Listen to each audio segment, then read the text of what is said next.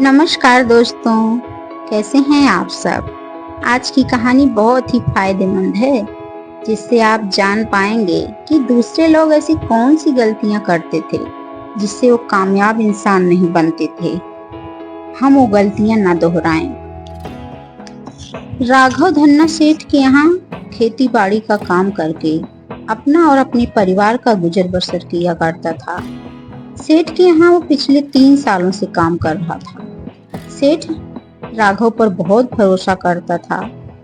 एक दिन धन्ना सेठ के यहाँ चोरी हो जाती है और सेठ के यहाँ से 3 लाख रुपए गायब हो जाते हैं। और माधव राघव से काफी चिढ़ता था, क्योंकि धन्ना सेठ हरदम राघव की ही तारीफ किया करता था।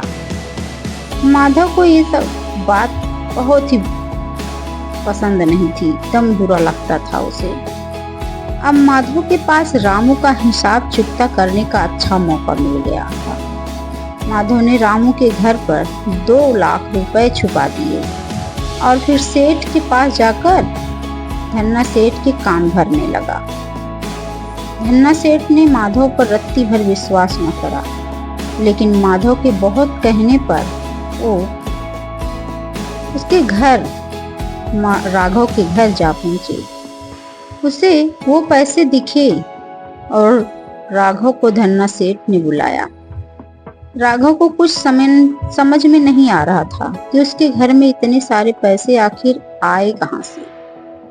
राघव को धन्ना सेठ काम से निकाल देते हैं। राघव की चोरी की झूठी खबर पूरे गांव में पानी की तरह फैल जाती है। अब बेचारे राघव पूरे गांव में बेवजह ही बदनाम हो जाता है। राघव जब भी बाजार से सामान लेने जाता तो सब लोग उसको तिरछी नजर से देखते थे, मानो राघव और उसके परिवार पर एक अजीब सा भूचाल आ गया। अब तो बात यहाँ तक बढ़ गई थी कि गांव वालों ने राघव और उसके परिवार वालों से बोलना तक छोड़ दिया था। अब राघव हताश परेशान हो चुका था। उसे कोई भी काम नहीं मिल पा रहा था। घर में बस कुछ ही दिनों का राशन बचा था। राघव भीतर से हिम्मत हार चुका था और पूरी तरह से टूट चुका था। कैसे वह अपने परिवार का गुजारा करेगा, इसी चिंता में वह हमेशा रहता था। राघव के घर के बाहर घास फूस उगी बेकार जमीन पर बैठकर रोज कुछ न कुछ सोचता रहता था। बस उसे पूरे गांव में इकलौते एक काका थे जो बोला करते थे। जब राघव खेती बाड़ी करता था तो वहीं पर काका बेकार घास फूस काटने का छोटा मोटा काम किया करते थे। दोनों अक्सर काम खत्म होने पर साथ में ही खाना खाते थे। उन दोनों की काफी अच्छी दोस्ती थी। काका ने रामू की हालत देखी नहीं जा रही थी काका से। वह चाहते थे कि राघव फिर से अपनी जिंदगी में खुशहाली भरा जीवन जिए। काका राघव के पास जाते हैं, कहते हैं, तुम इतना परेशान किस लिए हो? परेशान होने से कुछ नहीं होगा। कुछ काम धंधा करने की जरूरत है तुम्हें। लेकिन क्या काम करें काका? राघव गुस्से में काका से कहता है, वाह, नसीहत देने आए हो। देख नहीं रहे हो यहाँ गांव में कौन हमसे बोलता है? कोई नहीं बोलता, और आप बोल रहे हो कि कुछ काम धंधा करें। क्या काम धंधा करें?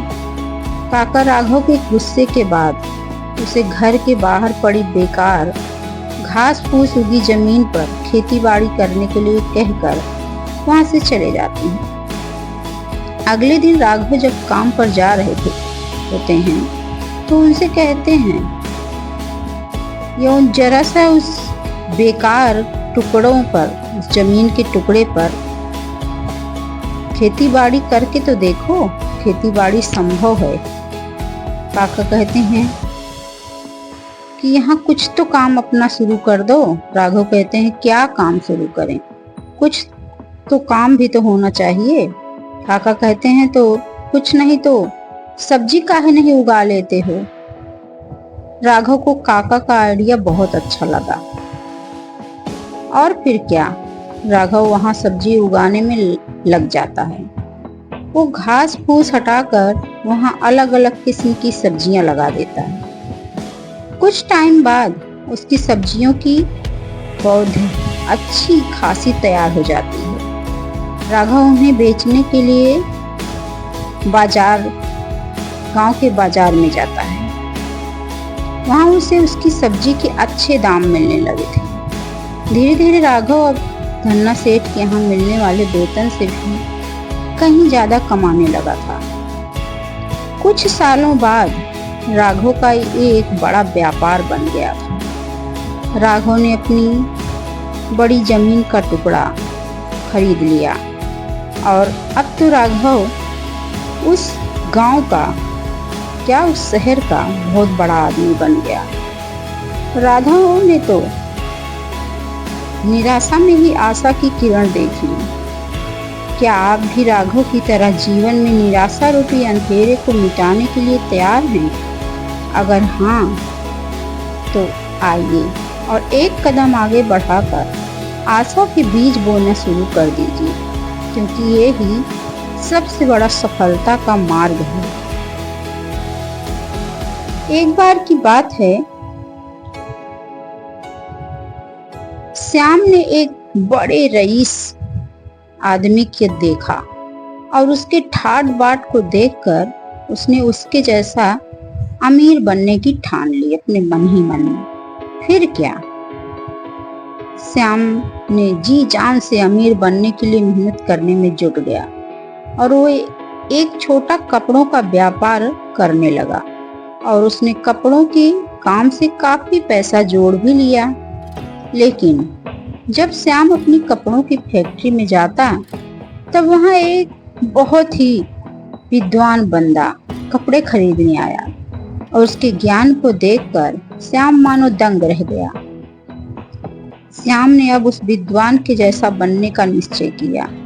सारा काम धाम छोड़कर श्याम दिन रात पढ़ाई करने लगा।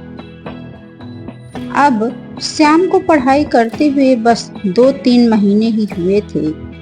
इतने में उसने कुछ ज्यादा थोड़ा बहुत तो सीखा था। वो तो बस अभी अक्षर ज्ञान ही सीख पाया था।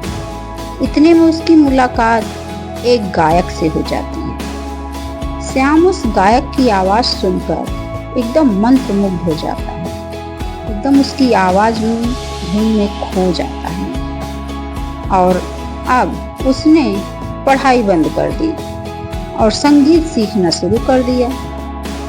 इस तरह श्याम की दिन पर दिन उम्र बढ़ती गई और श्याम न तो अमीर बन सका, न विद्वान बन सका और ना ही वो अच्छा गायक बन सका।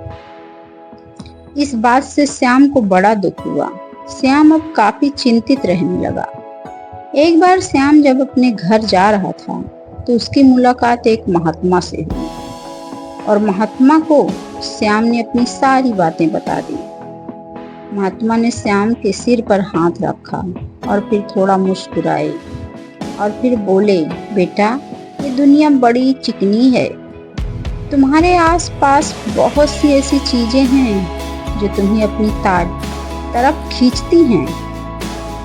तुम्हें इन फालतू के झमेलों से खुद को दूर रखना होगा और केवल एक निश्चय करके आगे बढ़ना होगा, फिर तुम्हें जरूर सफलता मिलेगी। नहीं तो इस दुनिया की चकाचौंध में पड़कर कुछ नहीं कर पाओगे और चक्कर ही चक्कर खाते रह जाओगे।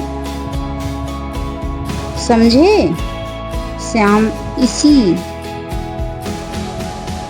तरह महात्मा की बात को सुनकर उसे अपनी गलती का एहसास हो जाता है, जो गलतियां अक्सर लोग किया करते हैं। महात्मा कहते हैं, समझे श्याम, इसे ही लक्ष्य नाम की चिड़िया कहा जाता है। बार बार अपनी रुचि को बदलने से कुछ हासिल नहीं होता। लक्ष्य केवल एक रखो और उसे पाने के लिए जी जान से जुट जाओ, तब ही जाकर लक्ष्य नाम की चिड़िया से मिलन हो पाएगा, नहीं तो भटकते रह जाओगे ऐसे। दोस्तों, कैसी लगी ये कहानी कमेंट करके ज़रूर बताइएगा। इससे हमारा मनोबल बढ़ता है और हम अच्छी अच्छी कहानियाँ और लाने की कोशिश करते हैं। प्लीज़ एक लाइक, शेयर और सब्सक्राइब करिए, जिससे हमारा मनोबल बढ़े और हम आप लोगों के लिए कुछ और अच्छा करने की कोशिश करें। Thank you.